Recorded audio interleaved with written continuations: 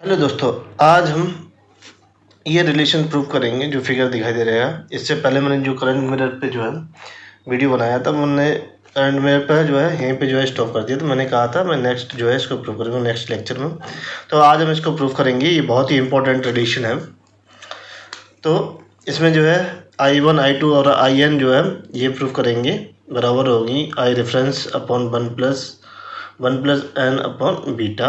ये क्या है, ये सभी ट्रांजिस्टर क्या होंगे, ये मैच्ड होंगे और इनका फाइनाइट वैल्यू होगा। और इग्नोरिंग क्या है, output resistance.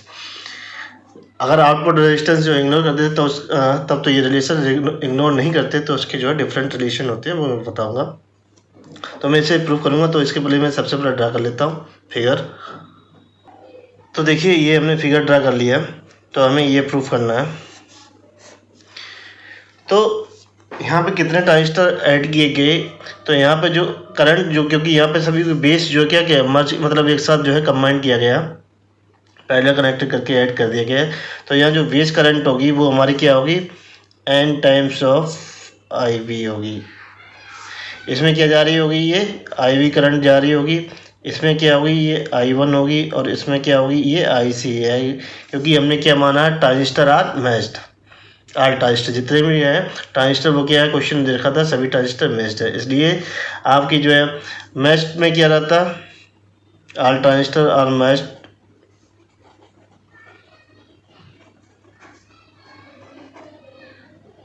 Transistor are matched में रहता है कंडीशन IC1 बराबर IC2 बराबर IC3 डॉट डॉट डॉट बराबर IN बराबर क्या होता है, सिंपली ये IC।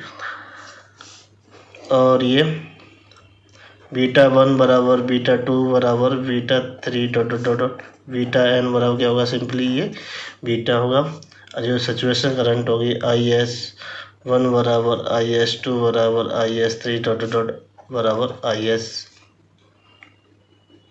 बराबर ये सिंपली IS होती है। एक और होता है बेस एमीटर वोल्टेज।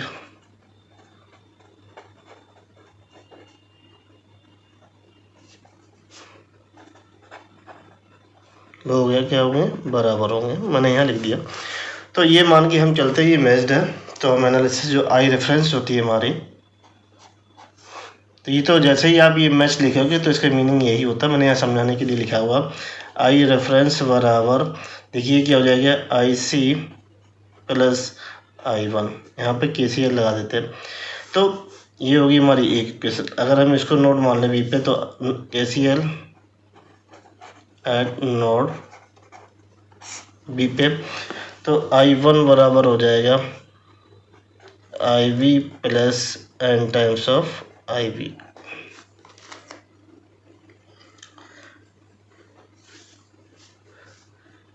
तो ये क्या हो जाएगा, 1 + n टाइम्स ऑफ IV हो जाएगा। ये I1 हो जाएगा।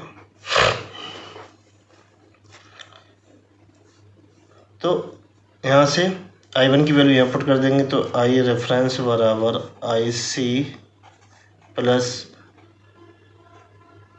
IV और 1 + n। तो IC को लिख लेंगे, तो I रेफरेंस बराबर IC plus 1 + n upon IC upon beta. तो IC कॉमन ले लेंगे, 1 + 1 + n अपॉन बीटा। तो IC निकाल लेंगे, तो I रेफरेंस बराबर 1 + 1 + n अपॉन बीटा। तो ये रिलेशन हमारा आ गया IC की टर्म में।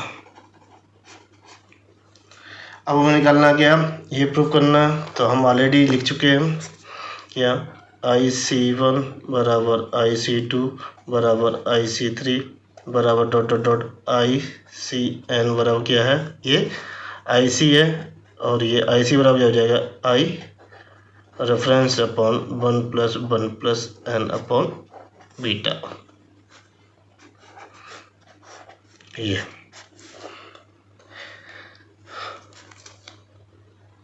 अगर फिगर लेते, अगर n बराबर क्या ले लें 1, तो देखिए इसका फिगर क्या होगा। तो देखिए अगर हम n बराबर क्या ले लें 1 ले लें, मतलब कि हम एक ट्रांजिस्टर जो है लेते हैं, तब ये देखिए I1 बराबर हमारी क्या करंट IC होगी, आउटपुट करंट। तो I reference upon 1 plus n की वैल्यू क्या रख देंगे 1 रखें, तो ये आ जाएगा। तो ये हमारा क्या आएगा, बेसिक करंट मिरर का जो हो गया वो करंट रेशियो जो है ये रिलेशन आ जाएगा। तो अगर हम यहाँ से I1 अपॉन I रेफरेंस निकालें तो ये आ जाएगा 1+2 अपॉन बीटा।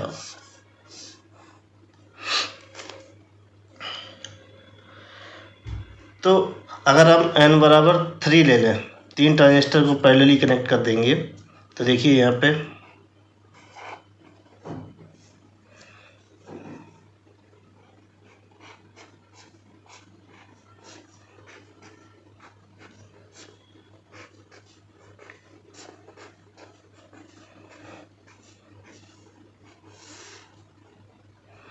पे ये माइनस VE ले लेते हैं, ये Q1, ये Q2, ये Q3, ये Q रेफरेंस है, ये VCC और ये I रेफरेंस है। ये केस नंबर 2। तो जो इसमें जो रिलेशन n बराबर 3 रख देंगे, तो I1 बराबर I2 बराबर, इसमें I1 जाएगी, इसमें I2 जाएगी, इसमें I3 जाएगी, बराबर I3 बराबर वो क्या हो जाएगा हमारा I रेफरेंस अपॉन 1 प्लस ये 1+3 अपॉन बीटा। तो ये आ जाएगा I reference upon 1+4 upon beta, ये रिलेशन आएगा। तो अगर हम फिगर से सीधे डालें, अगर हम फार्मूला भूल जाते तो यहाँ क्या करेंगे, 1 2 3 ट्रांजिस्टर जो पैरेलली ऐड किए गए, तो यह कितना हो जाएगा 3IV हो जाएगा।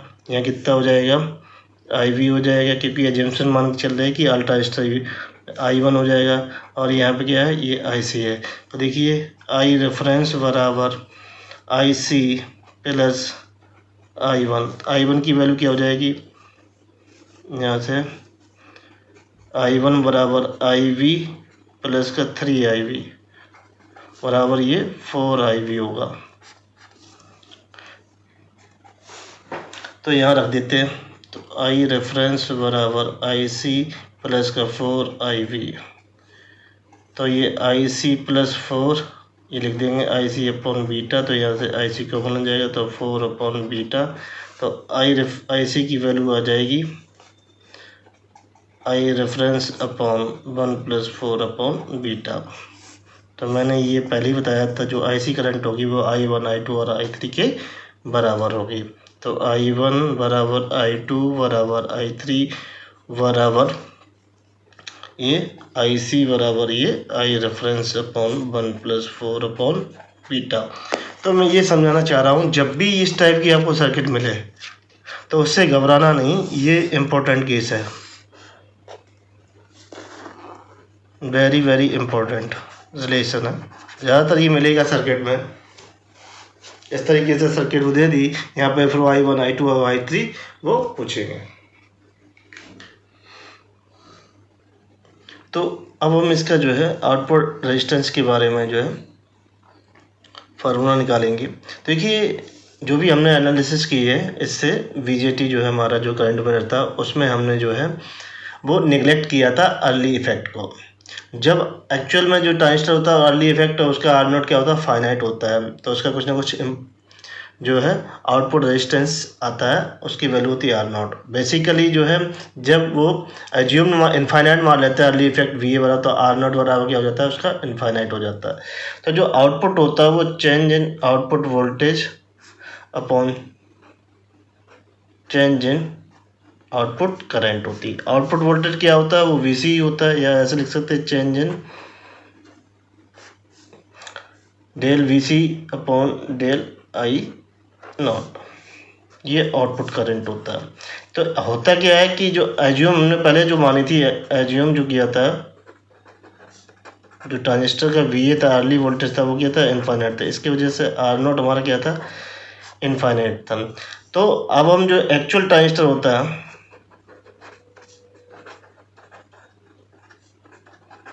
उसका VA जो है नॉट इक्वल टू क्या होता है, फाइनाइट होता है, और इसका R0 क्या होता है, इनफाइनाइट नहीं होता। तो क्या होगा, इनफाइनाइट नहीं होगा या लेस देन कुछ ना कुछ, इनफाइनाइट से वैल्यू कम होगी। तो जैसे ही ये R0 अर्ली इफेक्ट इंक्लूड होता है तो जो है हम कहाँ मेजर करते हैं, यहाँ पे मेजर करते हैं इसका आउटपुट रेजिस्टेंस R आउटपुट। तो जो ये R आउटपुट निकल के आता है प्रूव करेंगे वो क्या होगा, R02 होगा। इस ट्रांजिस्टर का जो है वो होगा R02 आउटपुट रेजिस्टेंस, इसे बोलते हैं स्मॉल सिग्नल आउटपुट रेजिस्टेंस, और इसकी वैल्यू होती है VA2 अपॉन I0 या IC2। तो चूंकि IC2 किसके बराबर होता है, I0 किसके बराबर होता है, I रेफरेंस, तो VA0 अपॉन I रेफरेंस। तो ये फार्मूला दोनों के लिए वैलिड होता है, both transistor BJT and MOSFET। ये इम्पोर्टेंट फार्मूला है। तो इस ट्रांजिस्टर का जो प्रैक्टिकल जो है, जो सर्किटरी होगी आउटपुट पे जो रिप्रेजेंट की जाएगी, देखिए क्या होगा, एक करंट सोर्स होगा, ये क्या होगा, ये I0 होगा, और इसका एक रेजिस्टेंस होगा R0, इसे जो है पहले कनेक्ट कर देंगे। अरे यार ये बंद। तो इस पूरी सर्किट को हम किससे रिप्रेजेंट कर देंगे, इससे, इक्विवेलेंट सर्किट से। I0 और ये R0 होगा इसका इक्विवेलेंट। तो R0 बराबर किसके होगा, R02 हमेशा ही निकलेगा, चाहे वो PNPN हो, चाहे वो NPN हो, चाहे वो MOSFET हो, हमेशा उसका R0 रेजिस्टेंस क्या निकल के आए, R0। तो इसका जो है ये क्या होगा, नॉर्टन इक्विवेलेंट सर्किट है जो इसका रिप्रेजेंट किया जाता है। अब बात करते हैं हम इसका जो थेविन बनाते हैं। तो देखिए थेविन ये हो जाएगा R0 और ये I0 इंटू R0, A और B। तो जो VTH होगा इसका वो क्या होगा, ये I0 इंटू R0 होगा। तो इसकी वैल्यू I0 क्या है, ये IC2 है, इंटू, और R0 क्या है हमारा, VA अपॉन क्या है, ये IC2 है। तो इससे ये कट जाएगा। तो VTH बराबर ये क्या हो जाएगा, सिंपली VA अर्ली वोल्टेज के वो। तो ये भी इम्पोर्टेंट रिलेशन है। ऐसे वोल्टेज किसी बुक में ये VCS करके देखा होता है, VTH बराबर VA, ये जैगलर बुक में मिलेगा VCS। तो VCS बराबर VTH को बोलते हैं figure of merit, figure of merit. अगर आपसे पूछा जाए कि इसका जो फिगर ऑफ मेरिट किसके बराबर होगा, तो आप बताएंगे वो VA के बराबर होगा। वेरी वेरी इंपॉर्टेंट पॉइंट है ये R0। तो जब हम इसकी एनालिसिस करते हैं, जब R0 को इंक्लूड करते हैं तो उसका करंट रेशियो थोड़ा मॉडिफाई कर देते हैं। तो हम उसकी इक्वेशन लिखते हैं। तो देखिए करंट रेशियो को जो मॉडिफाई कर दिया, ये क्या है, विथ जो है अर्ली इफेक्ट करंट रेशियो, ये दोनों देखिए। ये जो I0 upon I reference M upon 1 plus M plus 1 upon beta, ये तो निकाला ही था जो हमारी क्या है, सिचुएशन करंट बराबर। तो ये 1 plus V0 upon VB minus VA2। तो V0 क्या होता है, ये VC2 होता है। ये सिंपली जब मैच होते हैं तो VC1 क्या होता है, V1 E1 और VB, ये भी मैं समझाऊंगा। तो M बराबर क्या होता है, IS2 अपॉन IS1 या AE2 अपॉन AE1। जब इस तरीके से मार्क हो, एरिया उनके मार्क हो, तो वो इस तरीके से लगेगा इक्वेशन। अगर वो कह दे कि VA हमारा क्या है, वो इनफाइनाइट है, तो ओनली इतना लगेगा। एक और इसकी जो एरर होगी इस वाले फार्मूले से, तो ये होगी। एक और ये फार्मूला मुझे मिला है जैगलर बुक में, ये भी दे रखा है। ये I0 अपॉन I रेफरेंस बराबर M 1 plus VC2 upon BA upon 1 plus BB upon VA plus 1 plus M upon beta. तो M बराबर क्या है, AE2, area of Q2 upon area of Q1। तो ये इम्पोर्टेंट दोनों फार्मूले हैं। ये कब है, जब हमारा अर्ली इफेक्ट इंक्लूड होता है तब, क्योंकि अर्ली इफेक्ट होने पर करंट हमारी जो IC होती है वो VB और VC दोनों पे डिपेंड करती है। जिसके कारण से आर नॉट जो है वो जनरेट होता है, डेवलप होता है आउटपुट पे। तो ये है। तो इसका हम जो सैंपल सर्किट ड्रा करते हैं बीजेटी करंट मिरर का, तो देखिए ये हमारा सिंपल करंट सोर्स होगा। बेसिकली यही सर्किट मिलेगी आपको एनालिसिस करने के लिए। तो हम ये डिज़ाइन करने के लिए इसमें R1 फाइंड करना होता है या आई रेफरेंस फाइंड करना होता है। तो आई रेफरेंस की वैल्यू फाइंड करते हैं। तो आई रेफरेंस ऐसे जाएगा, ये इसमें आई रेफरेंस करंट जा रही होगी, ये ऐसे होते हुए ऐसे होते हुए ये ऐसे होते हुए ये ग्राउंड को जाएगी। तो आई रेफरेंस बराबर क्या होगा, ये VCC माइनस का ये BVE अपॉन R1।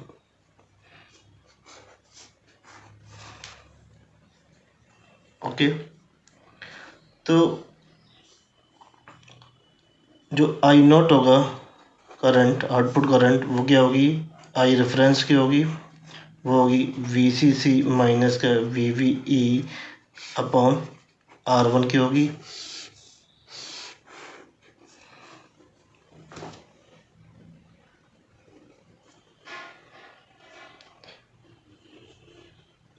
अगर हम इनपुट वोल्टेज की बात करें, इनपुट यहाँ अप्लाइड करेंगे V इनपुट इसका। तो देखिए V इनपुट बराबर क्या हो जाएगा, V इनपुट बराबर होगा ये VC E1 बराबर, ये शॉर्ट हो गया, ये VC V1 plus VV E1 होता अगर हम जो है मैच न मानते। तो चूँकि ये तो 0 है, ये VE1 हो गया ट्रांजिस्टर। तो VCE1 बराबर क्या होगा, जो V इनपुट किसके बराबर है, इस ट्रांजिस्टर के बेस इमीटर वोल्टेज के बराबर होगा। तो VCE1 बराबर ये VE1 बराबर क्या होगा, ये VE। क्योंकि ये ट्रांजिस्टर क्या एम्पलीफायर जब भी डिजाइन होता है, जब वो किस में वर्क करता है, वो एक्टिव रीजन में। तो VCE1 बराबर ये क्या हो जाएगा, VV, और इसकी वैल्यू क्या होती है 0.7 वोल्ट। तो VCE जो है वो ग्रेटर देन 0.2 वोल्ट होना चाहिए, ठीक है, एक्टिव रीजन के लिए। अगर इससे नीचे है तो वो क्या करेगा, वो सैचुरेशन रीजन में वर्क करेगा। अब बात करते हैं इसके आउटपुट वोल्टेज की। देखिए हमने V इनपुट की बात बता दी। V इनपुट वोल्टेज किसके बराबर होगा, ये VV मतलब इसके जो। अब VC2 की बात करते हैं, आउटपुट वोल्टेज यहाँ पे। तो जो आउटपुट वोल्टेज होगा वो VC2 होगा। तो VC2 जो आउटपुट होगा वो VC2 होगा। तो VC2 होगा। तो इसके लिए जो है ये क्या होगा, ये ऑन होने के लिए, मतलब इसकी जो कंडीशन एक्टिव में वर्क करने के लिए क्या, ये वोल्टेज हमेशा किससे ज़्यादा होना चाहिए, 0.2 वोल्ट से ज़्यादा होना चाहिए VC2, तब ये एक्टिव में वर्क करेगा। अगर इससे ये कम हो गया तो ये क्या होगा, सैचुरेशन में चला जाएगा। तो हमें सैचुरेशन में जाना ही नहीं। तो हमें क्या चाहिए, VC2 की वैल्यू क्या चाहिए, 0.2 में 0.2 वोल्ट से ज़्यादा चाहिए। तो याद रखना चाहिए, एक होता है एज ऑफ सैचुरेशन,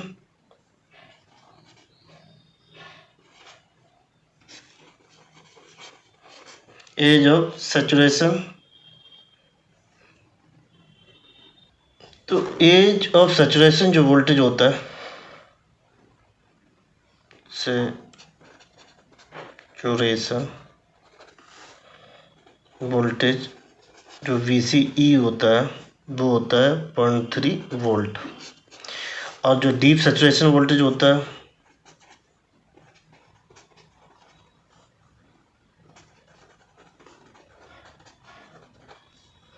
वोल्टेज